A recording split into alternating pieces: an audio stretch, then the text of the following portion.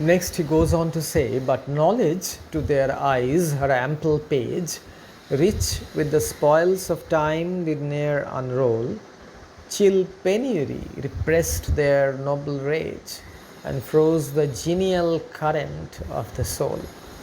So knowledge is again here personified.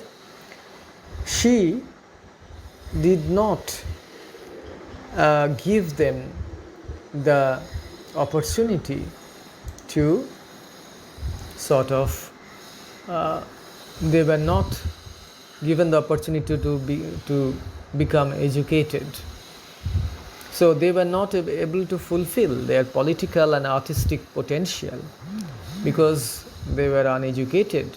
They never received the knowledge that would enable them to rule and to create.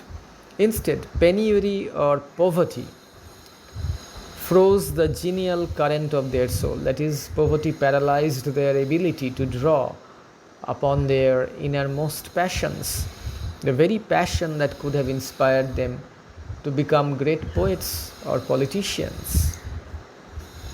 So, poverty stifled the flowering of these geniuses.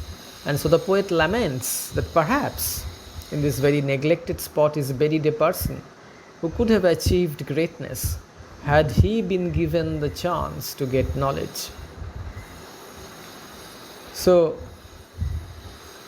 in the country churchyard are buried simple villagers who could have become great had they been given the chance.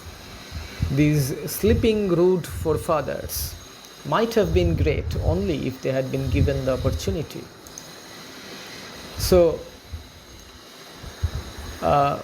knowledge did not give them the opportunity to become educated. Chill penury means cold poverty repressed their noble rage and froze the genial current of the soul. So their normal endeavors at attaining knowledge were thwarted by poverty. Full many a gem of purest ray serene, the dark unfathomed caves of ocean bare.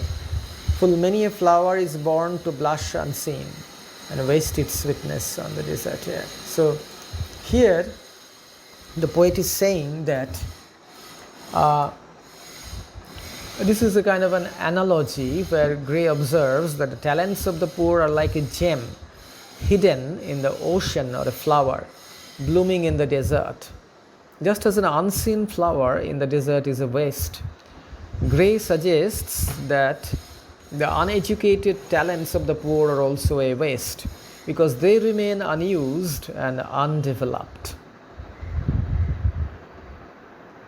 And obviously, just as a gem, a priceless gem, which is lying at the bottom of the sea, and it cannot, even though it has a lot of value, it is emitting a very pure ray. It cannot be used. It has no use until and unless it can be acquired by human beings.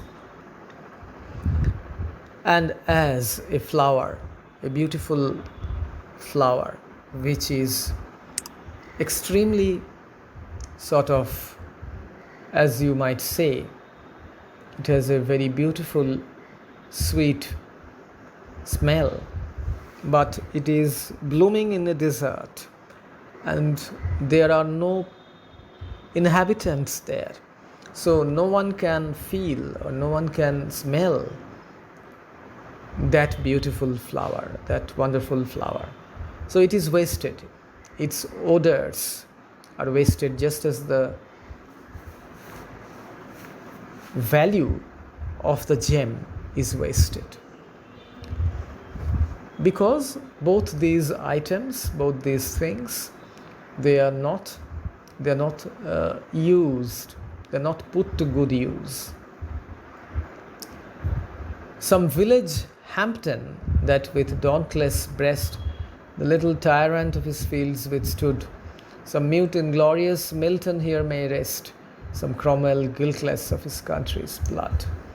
So here the speaker is comparing these poor uneducated people to three of the most famous and powerful people of the previous century.